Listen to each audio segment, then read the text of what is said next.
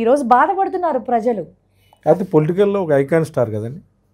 అసలు అది అలా చెప్పుకోవడానికి నిజంగా నాకు గూస్ బంప్స్ వస్తూ ఉన్నాయి. నాకు నిజంగా జగన్ గారు లాంటి వ్యక్తితో ప్రయాణం చేయటం అనేది, అంటే గూగుల్లో పేజీ కొడితే నిండిపోద్ది వైఎస్ జగన్ చేసిన కార్యక్రమాలు ఏంటని.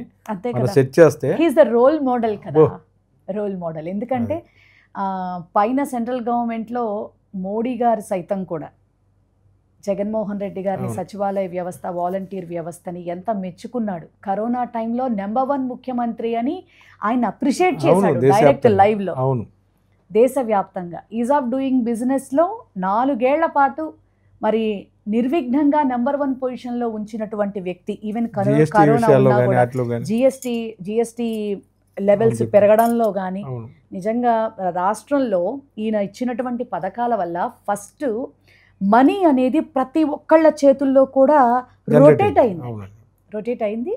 ఆ విషయం ఈ రోజున వ్యాపారస్తులందరూ కూడా ఓపెన్గా చెప్తున్నారు. అంటే ఉండవల్లి అరుణ్ కుమార్ లాంటి వ్యక్తులు కూడాను కరోనాలో ఎంతమంది బతికారంటే కేవలం జగన్ గారి వల్లే బతికి పట్టుకట్టారని చెప్పాడు కదా. మరి వాస్తవం కదా, వాస్తవం. అట్లాగే ఒక బీజేపీ నేత గారు కూడా పోలవరం గురించి ఏం చెప్పారండి? అసలు పోలవరం గురించి మాట్లాడే అర్హత చంద్రబాబు నాయుడికి లేదు. పోలవరం ఇంతెత్తుంటేనే కట్టగలుగుతాము, ఆంధ్ర రాష్ట్రానికి అన్యాయం జరగదు అని ప్రొటెస్ట్ చేసినటువంటి వ్యక్తి జగన్మోహన్ రెడ్డి. పోలవరం బతుకుతోందంటే బికాస్ ఆఫ్ జగన్మోహన్ రెడ్డి అని చెప్పని బీజేపీ నేతే చెప్పారు కదా. విశాఖ ఉక్కు కూడా అంతే కదా.